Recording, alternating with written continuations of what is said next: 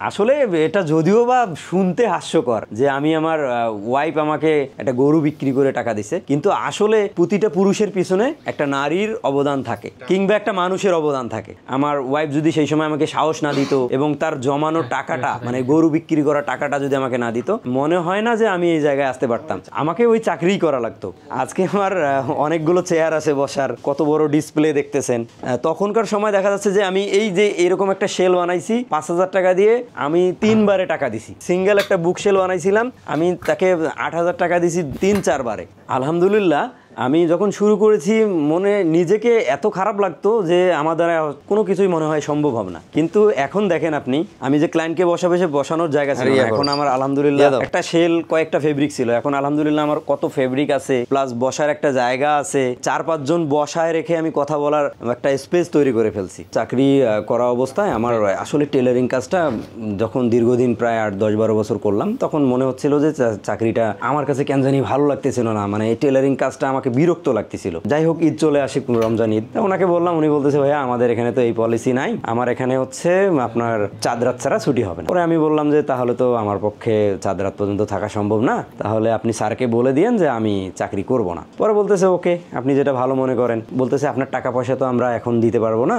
তা আমি বললাম টাকা পয়সার কথা তো আমি বলি নাই আপনাকে। পরে হচ্ছে উনি ঈদের পরে আমাকে টাকা নিয়ে পাঠিয়ে দিয়েছে, আমি 2 দিন আগেই চলে গেছি। আর আমি বলছিলাম একটা কথায়, যে চাকরি করে আমি আমার ফ্যামিলিকে সময় দিতে পারবো না, ওই চাকরি করা আমার দরকার নেই। ম্যানেজারকে বলছিলাম, স্যারকে না। পরে বলছিল হ্যাঁ পলাশ ভাই কথাটা ঠিকই বলছেন, কিন্তু এখানে এটার পলিসি, এখন চাঁদ রাত ছাড়া এরা ছুটি দেয় না, এখন আমাদের কিছু করার নেই। ঈদ গেল, ঈদের পরে এখন চিন্তা করলাম চাকরি তো ছেড়ে দিছি, এখন চাকরি ছেড়ে দিছি, এখন কিছু একটা তো করতে হবে।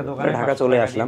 তারপরে আমি চিন্তা করলাম যে না, আমাকে কোনো কিছু একটা করতে হবে। এই হ্যান্ডওয়ার্ক গুলো করার জন্য একটা স্পেশাল লোক লাগে। ওনার সঙ্গে আমি শেয়ার করলাম যে দেখেন আমি এরকম একটা শপ করতে চাই, অনলাইন শপ, তা আপনি যদি হ্যান্ডওয়ার্কে আমাকে হেল্প করেন, আর A to Z তো আমি পারি, আপনি তো জানেনই। পরে বললো হ্যাঁ পলাশ ভাই কোনো সমস্যা নাই, আপনি কতগুলো স্যাম্পল বানান, আপনি আমাকে সময় করে টাকা দিয়েন। এনে আমি কিছু স্যাম্পল বানাইলাম, স্যাম্পল বানায়া পরে একজনকার সঙ্গে শেয়ার করলাম। ও বলতেছে যে আমি তো শপ আপ থেকে বুস্টিং করি, তা চাইলে আপনিও করতে পারেন। পেজটা ওর দ্বারা সাজাই নিলাম যে পেজটাতে দেখেন কোনো প্রবলেম আছে কিনা। পরে পেজটা উনি সাজাই দিল, দেওয়ার পরে ওটা আমি যখন মার্কেটিং শুরু করলাম, প্রথমে হলো কোটি বুস্টিং করছি। আসলে কোনো দিন অনলাইনের মধ্যে কিভাবে ডেলিভারি করে, কি করে না করে আমি কিছুই জানি না। পরে খুব খুশি লাগতেছিল যে না, আমার এটা আমি পাঠাই দেই, কি হয় হবে। পরে পাঠাই দিলাম, উনি রিসিভ করছে। টাকাটা পাওয়ার পর আমি এতটা খুশি হয়েছি যে মনে করতেছি যে না আমার দ্বারা সম্ভব, দেখি আবার শেরওয়ানি বুস্টিং করি। পরে ওর সঙ্গে আবার কথা বললাম, ভাই বুস্টিং করতে চাই, আপনি যদি হেল্প করেন আর একটু। পরে উনি আমাকে শেরওয়ানি বুস্টিং করে দিল। ঠিক বনানী ডিওসেস এর আমাকে একজন নক করলো, তা বলতেছে হোম সার্ভিস দিলে তো আরো ভালো, করোনার শেষের দিকে এই সময়।